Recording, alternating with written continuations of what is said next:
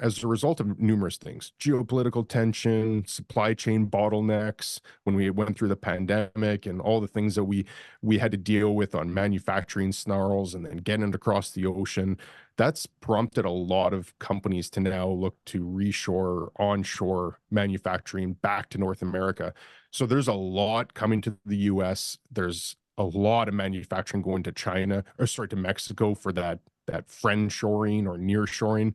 Nearshoring. Canada is going to get manufacturing, but the bulk of it is coming back to the US. And this is leading to, and a lot of it's incentive too. The US is not foolish. They know that they need to protect that supply chain and make sure that they have goods. So the CHIPS Act, Hmm. the Inflation Reduction Act. There's a third one as well that contributed a considerable amount of incentives, and you see that TSCM, the big semiconductor manufacturer out of Taiwan, they're Hmm. spending $40 billion in Arizona to Phoenix. bring chips on there. If you add in all the EVs and the battery tech, and then even just traditional manufacturing, the amount that's happening right now in the US is staggering. And I think it's so exciting from the standpoint that that's a lot of investment that's going to be made in North America, which we should all benefit from.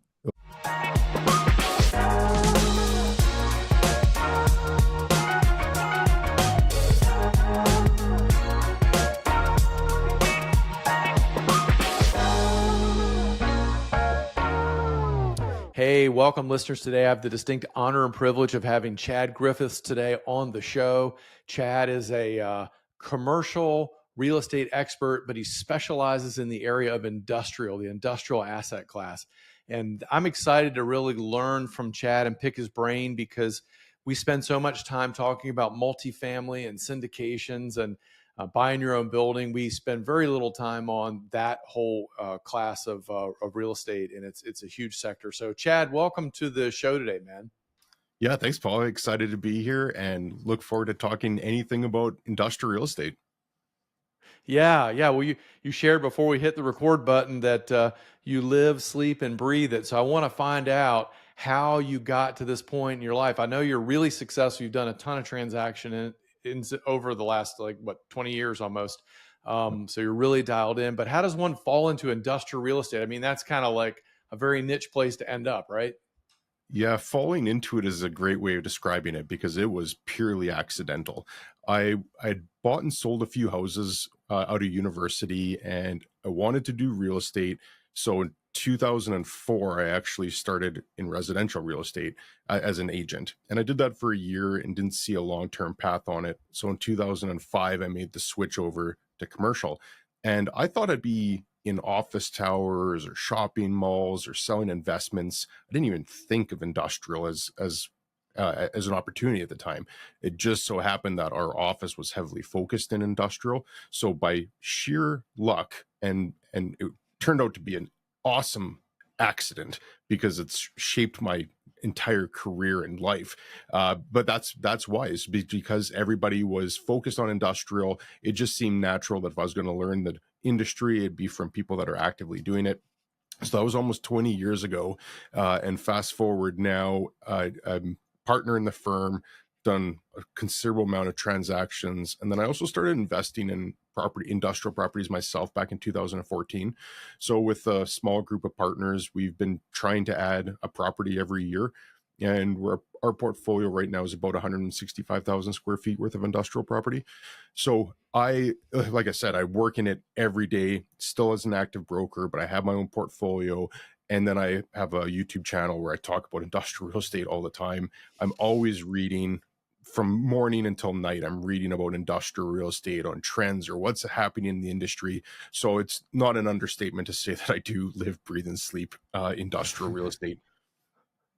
Oh, that's awesome, man. So we cut you open and you're going to bleed industrial. That's cool.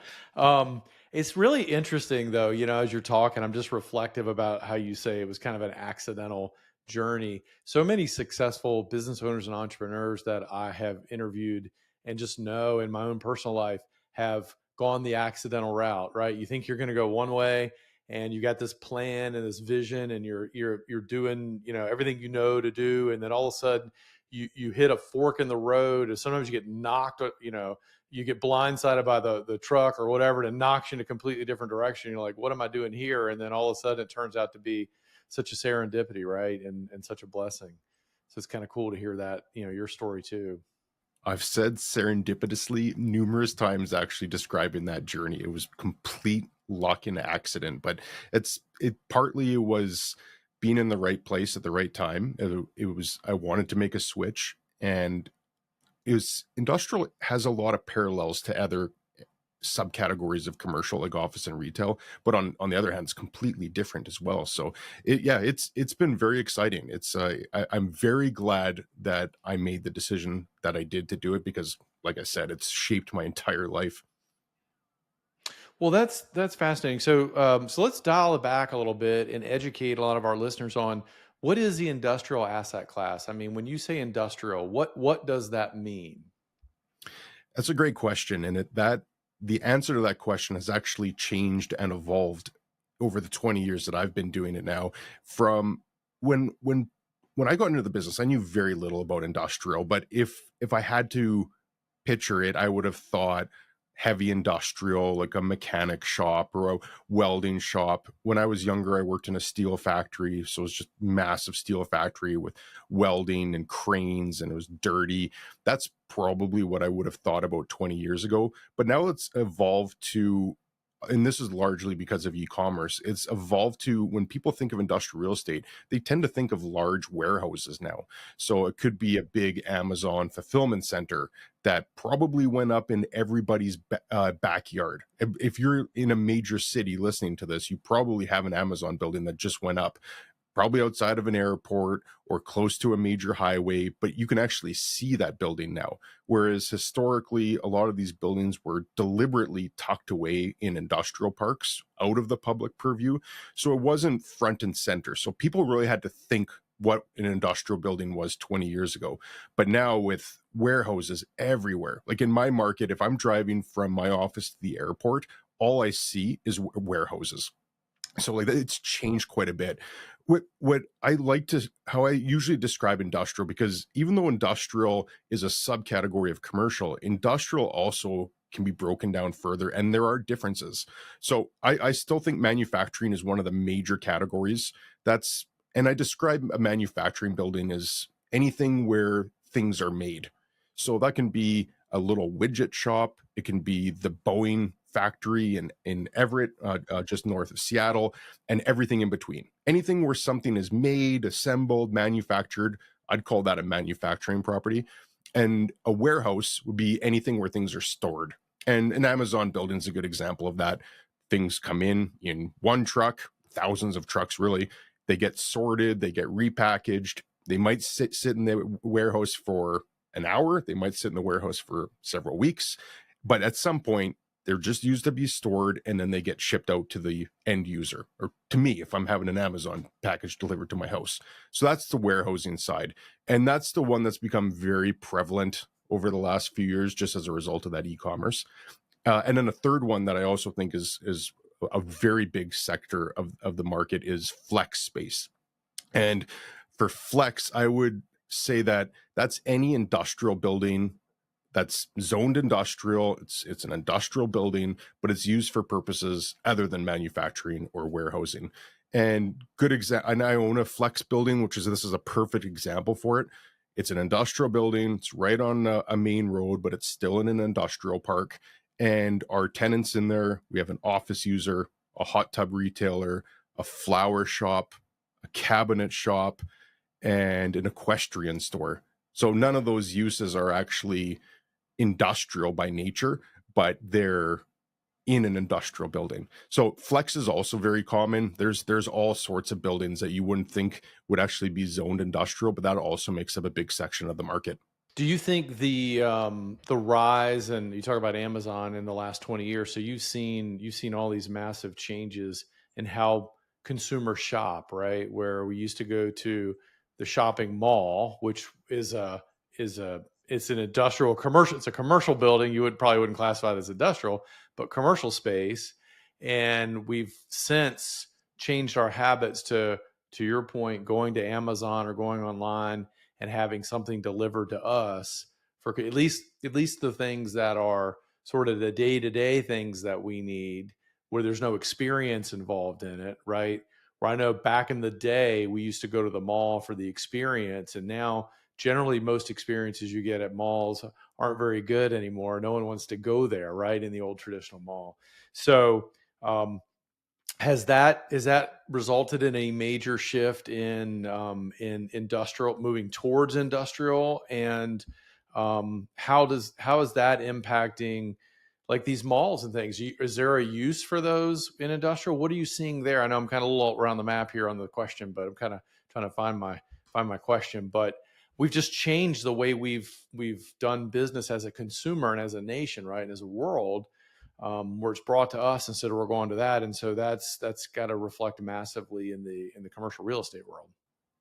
Yeah, and I don't see that trend reversing or even slowing down anytime soon. Speaking anecdotally, I order almost everything online now. I don't, for the reasons that you mentioned, I just don't want to go to a shopping mall and have to find parking, and the parking lots are always stressful. And then you've got to weave through all the traffic and stand in line and then do that all in reverse getting out. That's not, there's nothing about that that's appealing to me when I can go online, click a couple buttons, and it gets shipped to me a day or two later without any of that hassle. It's speaking just as a consumer myself, and I understand that there are a lot of people that still like the actual art or act of shopping in a shopping mall or a retail center. I get it. I think that there's still some things that there are always going to be a need for retail buildings. The shopping mall is going to be interesting because you're right. There's a lot of abandoned or really underperforming shopping malls. That's a topic in itself because there's no easy answer on those.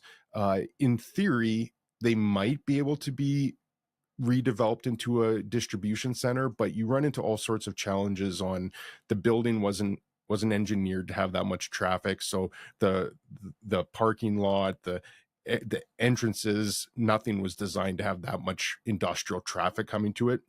And probably the even larger issue that people have to get around is the shopping malls are usually in dense neighborhoods. So there's a lot of community pushback that comes when a shopping mall gets converted into a distribution center and you have all the truck traffic and everything backing up. It causes a lot of concerns. Okay. Okay. Yeah. Well, that does make sense. I mean, everything always seems to go back to the basic laws of economics, right? Supply and demand. Right? You have an Mhm. oversupply of something, then price is going to come down, and if you have demand out of balance, it goes the other way. And in a free market where those things can flow, the price and the terms and things like that, then you create options until you get a balance. Imagine it's pretty difficult for developers to gauge the market though, right? Because they're making decisions. You have to find, if you're building a large industrial facility, you need a decent sized piece of land, right? I mean, Mhm. depending on obviously the size of the building. If you're building a giant Amazon warehouse, it's huge. If you're building, maybe very small, in your world, probably 10, 12,000 square feet, 20,000 square feet is probably very small. We have a lot of people that are buying and building these flex type warehouse buildings for their business, and then to lease out part of the space to other businesses and that sort of thing, which is in great demand. But you have to, as a developer, you have to acquire the land, you have to make sure you have the zoning, you have the planning and all that. This is years in advance of actually taking the first shovel to the dirt, right? To even start this construction process. So it's not the easiest thing to navigate, right, as a developer, to try to imagine what's going on in the market and the economy. Um, so it's not surprising that you see it go back and forth. You get to the point in a cycle where we have a little oversupply, and then you get to the point where there's undersupply, because you've got to make those decisions. Um, Tell me this, from a just to scale it down a little bit, from thinking about, like a lot of our investors are business owners. Some of them have small manufacturing businesses. Some of them are in different segments. You mentioned the port. We have a client who has a small trucking business, and he bought some warehouse space by the port because he wanted to get in the flow of He was a short-term trucker. Basically, would just he and his company would take when ships would come in the Virginia Beach area of Virginia, he would offload the Norfolk, offload the ships, move it into temporary storage in his warehouse, and then the long-term guys would pick it up and take it out. He didn't own the warehouse for a long time, but saw an opportunity and got in that stream of cash flow in the supply chain, I guess you would say. What about the investors that are thinking, okay, well, I can't afford to invest in a 500,000 square foot, warehouse. How do I get involved in that? You mentioned you do a lot of it yourself, and you guys have about at this stage about 165,000 square foot, so it's a lot of space you have. But how did you get started in it, and how do other people get started to maybe diversify? They love real estate. They've got some residential. They've got some multifamily. They're done with the toilet thing, and they want to get out there and get some of these tenants that never call in sick. Yeah, and I'm also not in that camp of buying a large distribution center either. That's way out of my wheelhouse. That's big institutional groups that are playing in that space. The first property I ever bought was a 2,000 square foot industrial condo. So very similar to like a residential building that has individually titled units in there. Sometimes they're like strata units or condo units, they're called. But this was very similar. It was a 40,000 square foot industrial building, but it was separated into individual titles. And the first one I bought was 2,000 square feet. And it was 400 grand. Yeah. And so it looked really the same price as a house. But that's what got me in the door. Actually, I still own that unit, which is everything else that we've bought since has been larger, not large like a distribution center large, but like 20, 30,000 square feet at a time has been like our average transaction recently. Mhm. But that 2,000 square foot one, we still have it. And I've only had two tenants in that building the entire time that I've had it. So we had one company, it was like a kitchen equipment repair company in there for 6 years or so. And then we had the newest one we have in there is like a small machine shop. And I go by that building maybe once a year. That's all that I go by that building. Yeah. It's very easy to manage that. And some people say don't chase small deals because it's just as hard to do a small deal as it is to do a large deal. And I can appreciate that sentiment, but I don't regret buying that unit one little bit. And it hasn't been a lot of work. It was work getting it started and doing that first one because we had to show that we're capable of managing an industrial property that wasn't residential, and that Mhm. you've got to prove to banks, you've got to prove to lenders. So I think starting small is a great way to get into it, and you're also mitigating your risk. On that first one, that one was just one partner and I that bought that one. And we each put in 50 grand or something, I think is what we Mhm. each put in for that one. And uh, our exposure on that was pretty limited. Like we had a $300,000 mortgage Right. and some condo fees. Like even if that space went vacant, it would hurt because you lose all that cash flow and you've got debt service and other expenses. But that wouldn't have destroyed either one of us. Like we could have just kept that going as long as we needed to until we found another tenant. So I think starting small and industrial is actually a great way to get into it, understand it, and not put too much exposure into it. Because this might be a little controversial to say as well, is that I don't think most people should get into industrial. I would actually say that, and I've said this numerous times too, is that industrial should actually scare the average investor, because there are mistakes that you can make that get heavily magnified, Mm. and where like let's say that property was times 10, a $4 million property, and that went vacant, and we only had Mm. one tenant in there. All of a Mm. sudden, that burn rate would have been more than we could have sustained. So Right. that would have crushed us had that been our first property and we hadn't built up our reserves, just put all of our investment into that one property. That Mhm. could have crushed us. So I think having a healthy amount of fear is actually a good thing in terms of understanding that there is a lot of risk that can come in industrial and any investing for that matter. Like no matter what you're investing in, there's risk, but industrial isn't necessarily common risk. It's not what someone might think of as being like, oh yeah, I know that interest rates could go up. That's a risk. It's more risk of what happens if you can't find another tenant. What happens if that building was built specifically for that tenant that's in there right now, and when they leave, you can't find another tenant for it?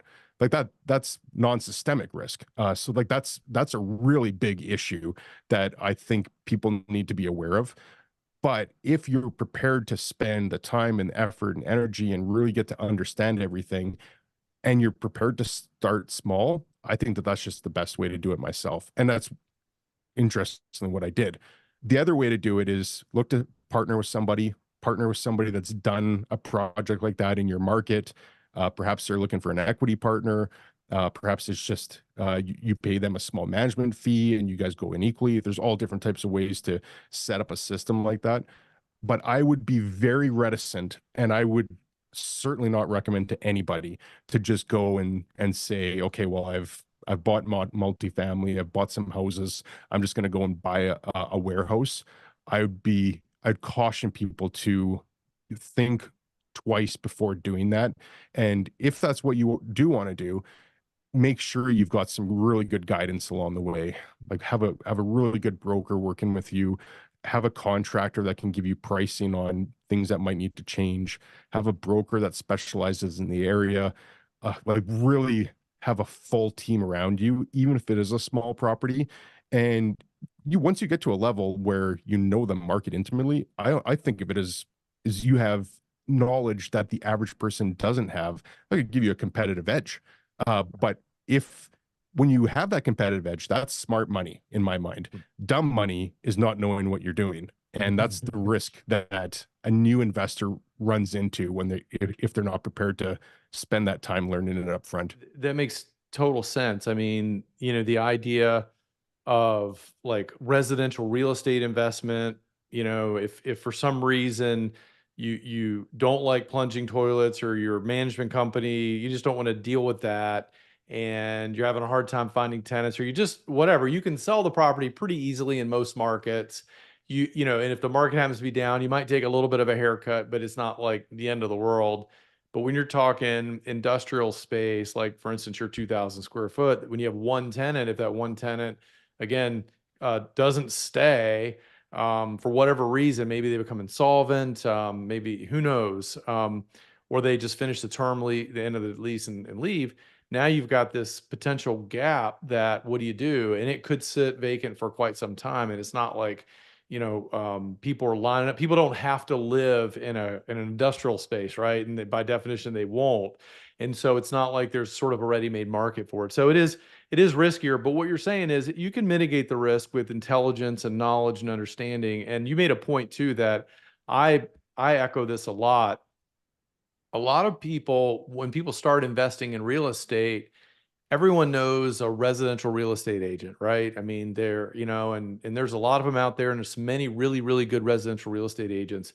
But there's just a lot of residential real estate agents that they know homes, but they don't necessarily know commercial space.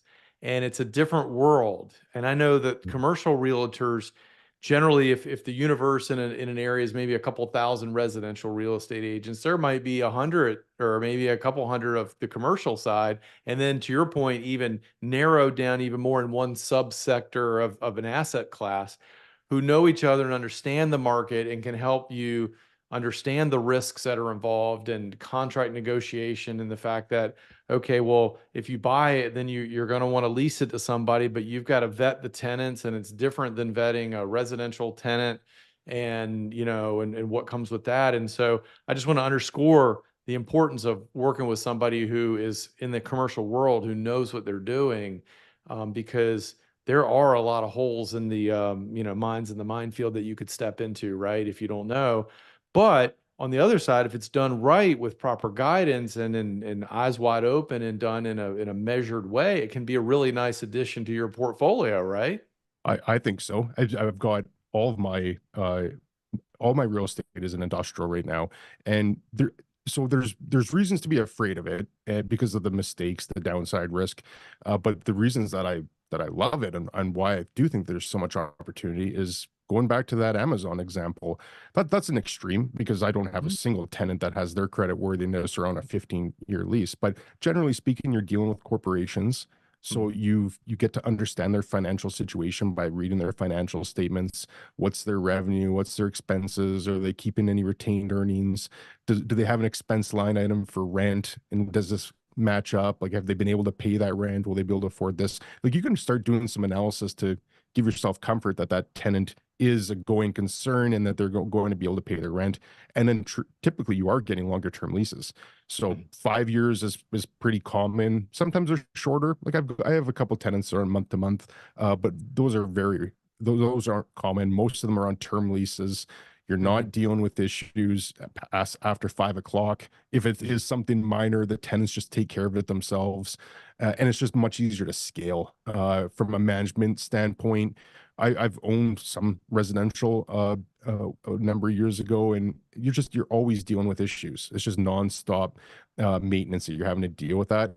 On the industrial side, it's not that there aren't issues, because of course things happen, but it's much easier to navigate through those than dealing with residential tenants. And then one other thing on the tenant profile as well is that if you have to kick out a company, it's business to some extent. I mean, it can be difficult if it's a one-man company and that's his livelihood and he's not paying rent. But that's even rare. Whereas on the residential side, you have a tenant that's not paying their rent. First of all, like what's the laws in your area? Does it even prohibit you from kicking them out right away, or do you have to go through a long, arduous court battle? And then if it's at Christmas, they're probably going to get it deferred until the next year. And there's usually some residentially favored laws in the residential side that heavily favor the tenant. For the most part, in commercial and industrial, it's contract law.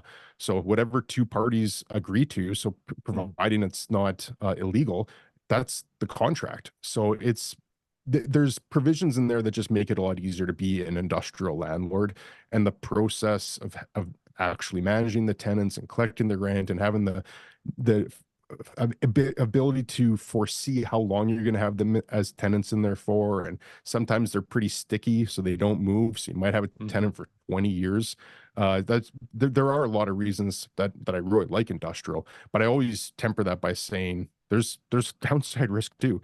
So it's not all perfect. It's great if you have that competitive edge. It's dangerous if you don't. Yeah. Well, I mean, I don't think that, anyone who is, will acknowledge reality will say there's a risk-free investment, right? I mean, it's almost counter to the term investment, right? It's an oxymoron. You're going to have risk, and there are different levels of risk. And ignorance is always probably the biggest risk, no matter what investment class you're in, right? I mean, just walk right in, and as you said, dumb money, just throw dumb money at something. You always laugh at you don't laugh. It's kind of sad. The people that win the lotteries and things like that, and they go from zero to hero overnight, and then you look a few years later, and so many of them are worse off than they were before they won the lottery, right? Because it's dumb money. There's no intelligence behind it. They don't know how to use it. They don't know how to deploy it. They don't know how to do their homework. And so they get taken advantage of. And not to say that people get taken advantage of per se in the industrial space, but at the end of the day, is let the buyer beware, right? It's up to us to do our own due diligence. One of the things I like about commercial much more than residential, I started my real estate finance business in residential many years ago, is the fact that, to your point, it's more contract law. We're not, there's more options and opportunities and variation than, traditional residential financing, where you have a couple of agencies basically writing the rule book for everybody, and we're all going to do the same thing, which kind of strips the creativity out of that market. I guess makes it very efficient, but I like the commercial side where it can be inefficient and there can be some opportunity that, the smart money can go after. So it's fascinating. I could tell you're passionate about this, and you live it, you sleep it, you breathe it. I do. And it's funny, I actually read more about industrial real estate now than when I did 20 years ago and knew nothing and had everything to learn. I actually read more about it today. No kidding. No Yeah. kidding. Wow. Well, that's amazing. So, Chad, is there anything that we didn't cover that you're like, well, I got to mention this about Oh, yes. industrial? So the manufacturing side. So Yeah. on the warehousing side, I do think that we are plateauing right now. There's reasons to actually be optimistic, though, that a couple years out, we could be entering a hot market again because of interest rates. Mm, Interest rates have caused a lot of developers to just hold tight. yeah. All the things that were already underway, it's very difficult to stop a project mid project. So those ones have all been done or in progress, but a lot of new developments have been halted. So if that's the case, if the market starts picking up again in a year or two, we might be in that scenario where we didn't add enough inventory. And that goes to Mm, your point is it's how do you, as a developer, how do you make sense of the tea leaves on like what you do on any given day with all these things coming at you? You're like, I'm with you. I don't have the stomach to do that yeah. take on that kind of risk. But yeah, and so I think that that is going to be an interesting market to watch. But on the manufacturing side, this is where I see a tremendous amount of opportunity. And it all stems, if we could actually go back to like the 80s, that's when we started outsourcing a lot of our Mhm. manufacturing to China.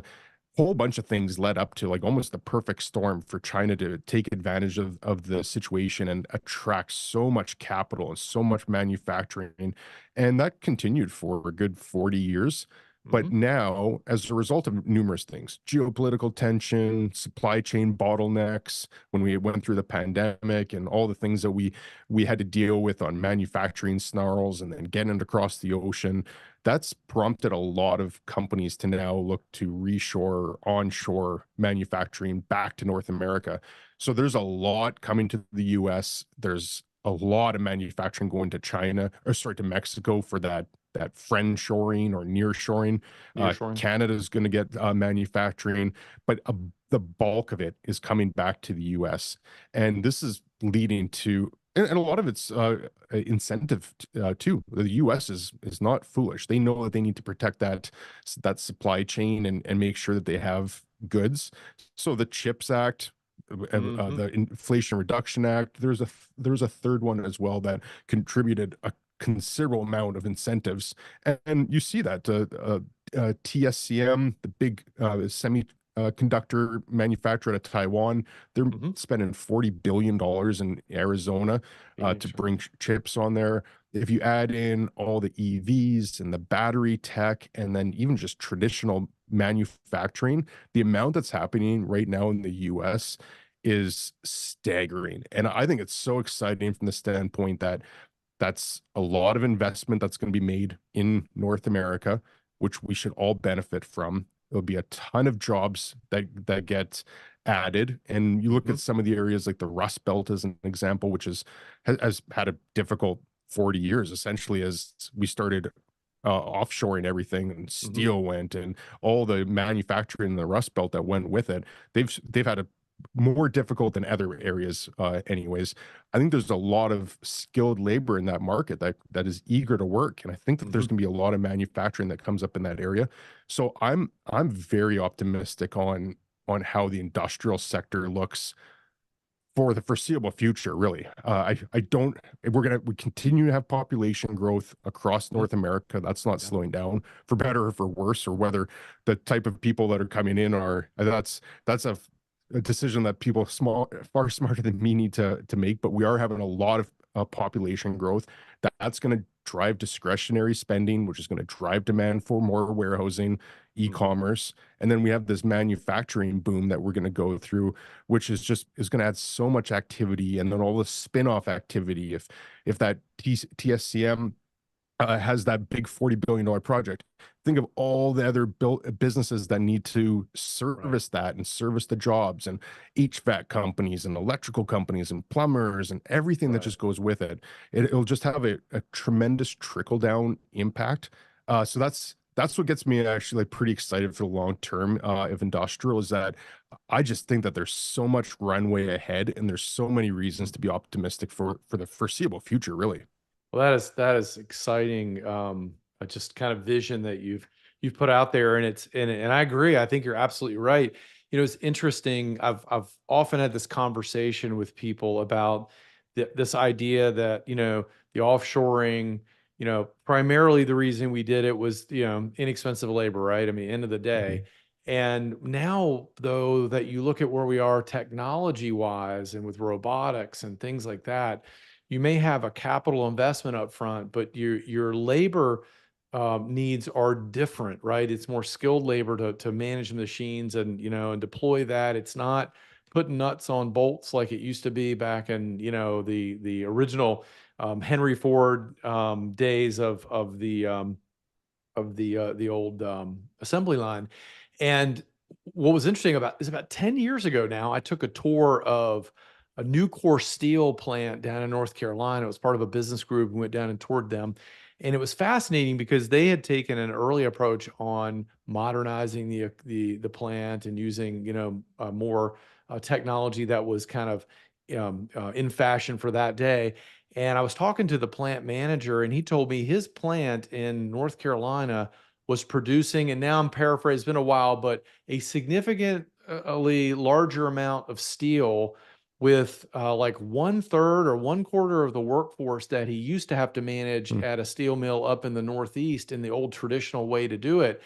And it was really cool, Brad, because you walk around, Chad, and they would have these at every like station, they would have these monitors and they would have numbers on it. And you're like, what is that all about?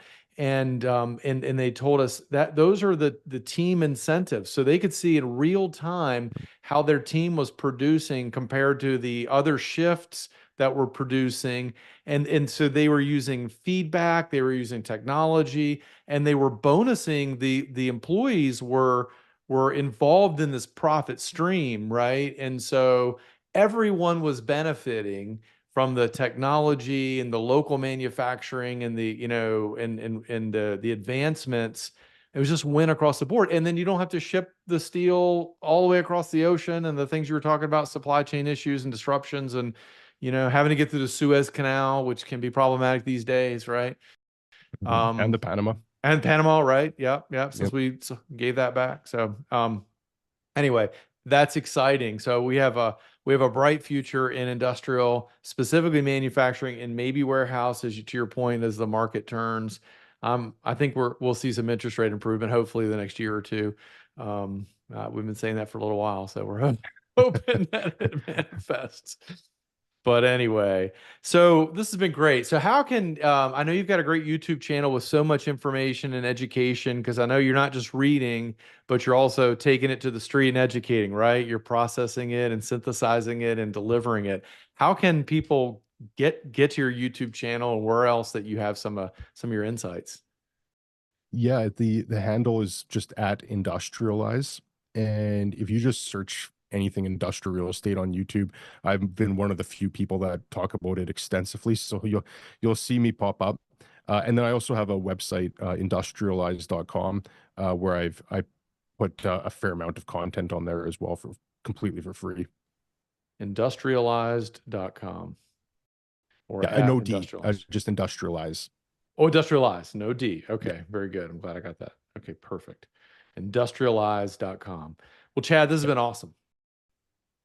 Yeah, this was fantastic. I great questions. I thoroughly enjoyed the conversation and getting to chat with you about this stuff. Yeah. And thanks for putting up with little technology glitches here along the way. So that was a bit of a challenge, but I think we made it through. So, man, I appreciate it. Thanks for your time, and I'll look forward to chatting again in the future. Likewise, thanks again for having me on. Hey, gang, just winding down here today. Thanks for listening to the show. And as always, if you need capital to grow your business, you're looking to purchase commercial real estate or build a building or invest in commercial real estate, or you're looking to acquire a business or a competitor, or just need growth capital, we'd love to talk to you. We fund businesses all day long. Our mission is to help entrepreneurs win and to fund their businesses and fund their dreams so that they can make an impact in their community. Reach out to me today. Go to our website, click the button to schedule a 20-minute conversation, discovery call. We'll have a quick conversation, see if there's a need, see if there's a fit, and we can take it from there. The website is VPC, Victor Paul Charlie .capital. That's VPC.capital. All right. There's no .com on that. It's vpc.capital. As always, keep crushing it and hope to see you soon around here. Take care.